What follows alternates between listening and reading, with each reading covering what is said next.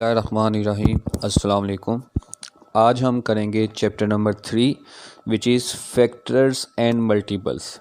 Chapter number 3 जिसका नाम है फैक्टर्स एंड मल्टीपल्स। सबसे पहले फैक्टर्स को देख लेते हैं। जब भी हम किसी भी दो नंबर को डिवाइड करेंगे, फॉर एग्ज़ाम्पल 35 को डिवाइड कर रहे हैं 7 पे, तो 7 5 ज़ा 35, यानी ये एग्जैक्टली डिवाइड हो जाएगा, इसमें कोई भी रिमाइंडर नहीं बचेगा।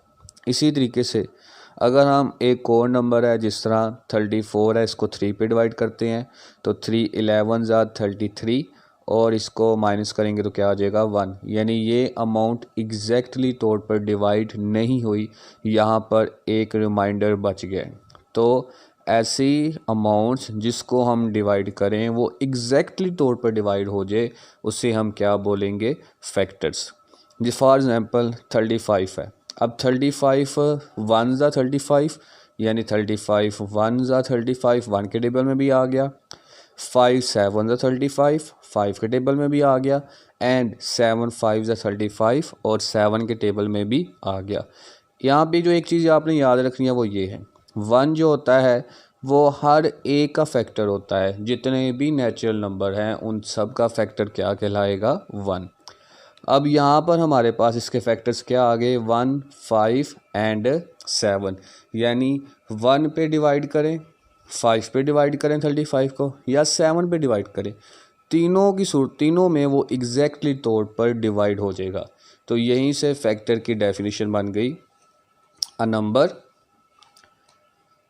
a number that divides an other number completely without leaving a remainder is a factor of that numbers। उसके मुकाबले में अगर मल्टीपल की बात करें तो मल्टीपल से मुराद ये है कि कोई भी दो नंबर को मल्टीप्लाई कर दे, यानी अगर हमारे पास फॉर एग्ज़ाम्पल 5 है तो 5 का टेबल ले लें, ये सारे के सारे क्या होंगे, मल्टीपल।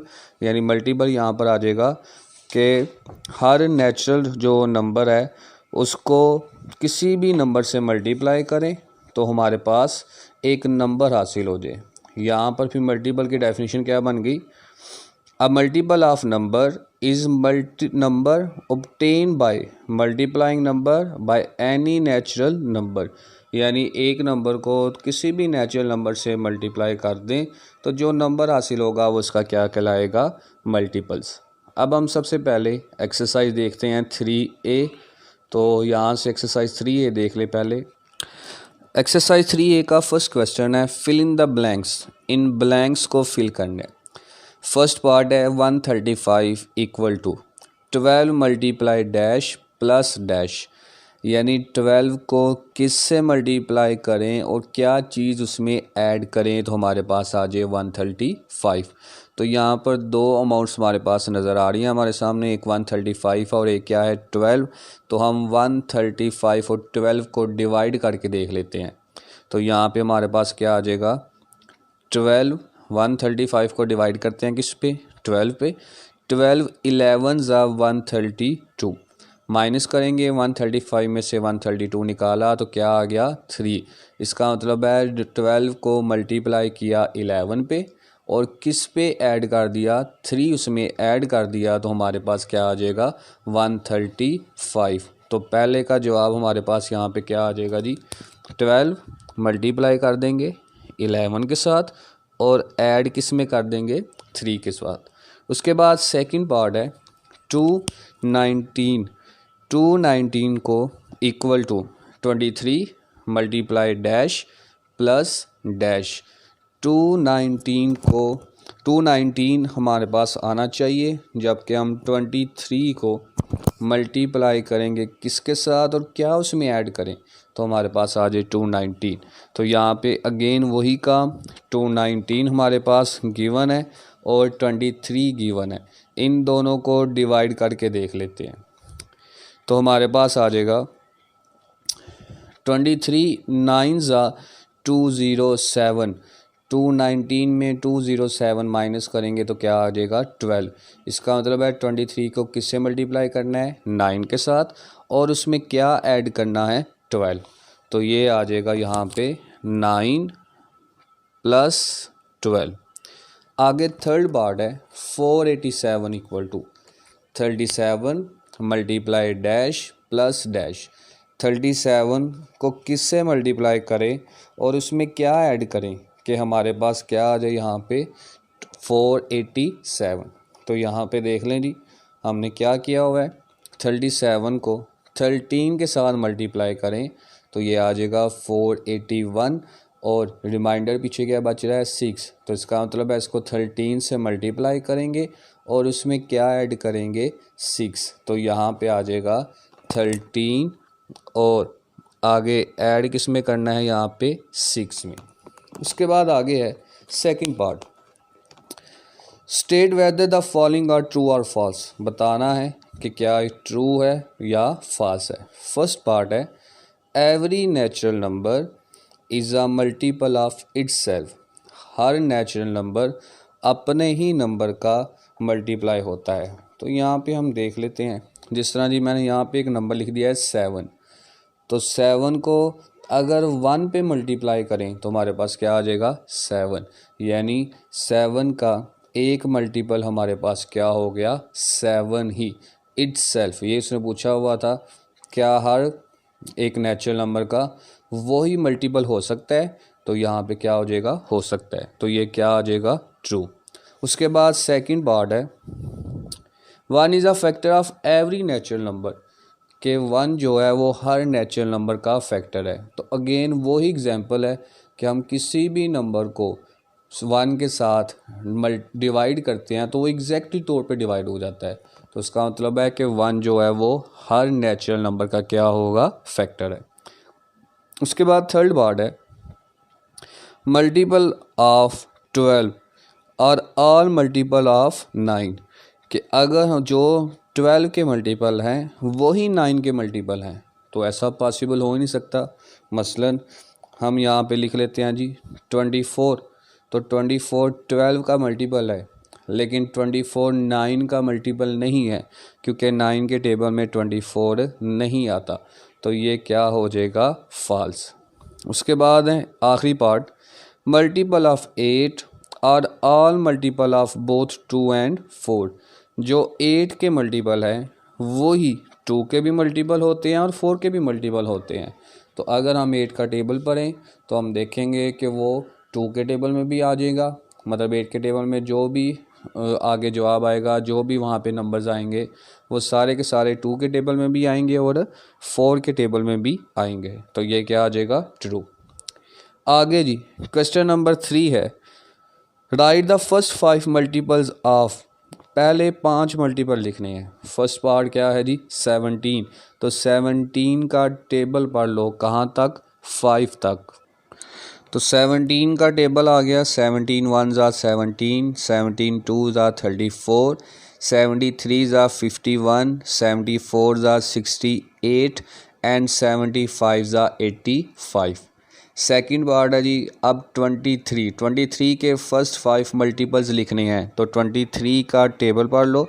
23 1 ज़ा 23, 23 2 ज़ा 46, 23 3 ज़ा 69, 23 4 ज़ा 92, 23 5 ज़ा 115।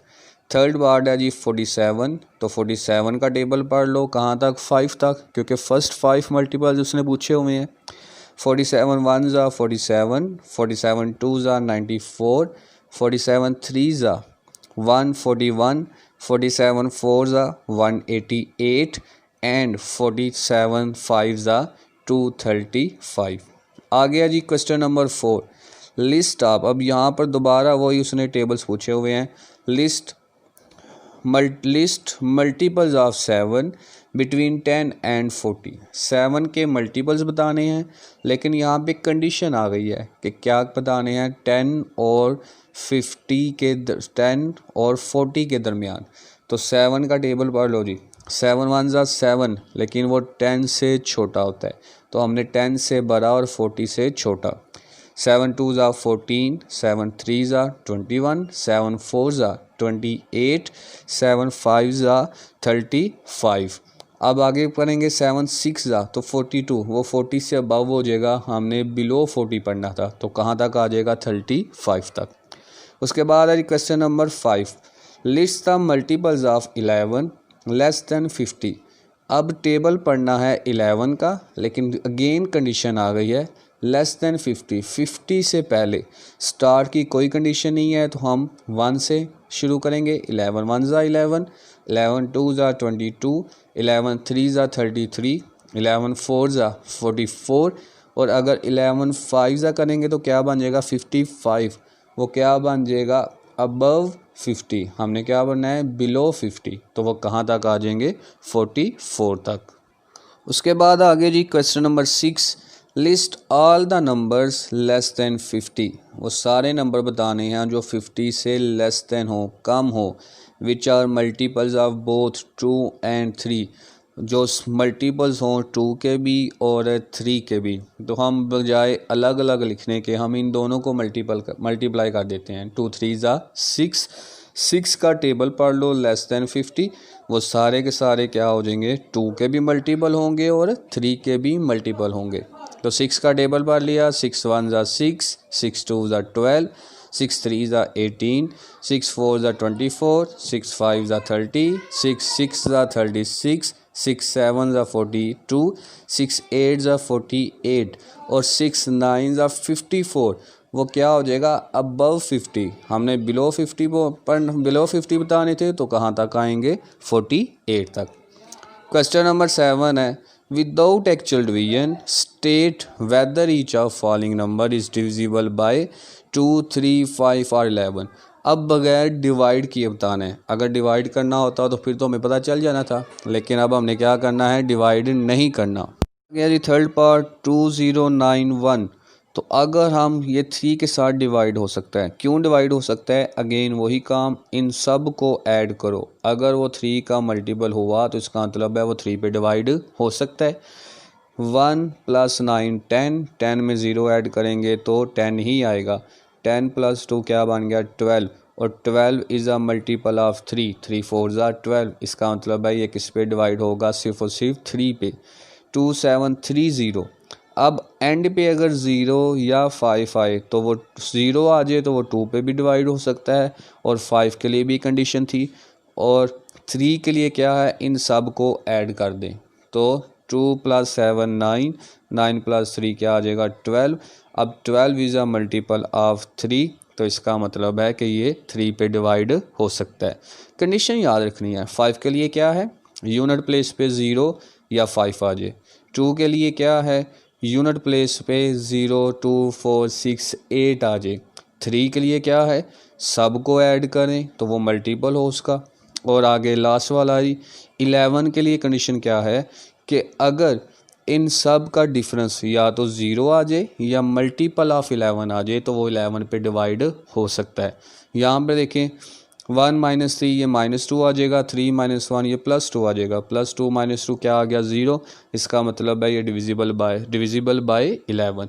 तो 4 दूसरे डिजिट्स पूछे हुए थे, 4 ही कंडीशन याद रखनी है, तो आपको पता चल जाएगा बगैर डिवाइड किए कि वो किस पे डिवाइड हो सकता है और किस पे डिवाइड नहीं हो सकता। बाकी इंशाल्लाह कल करेंगे। अल्लाह हाफिज़।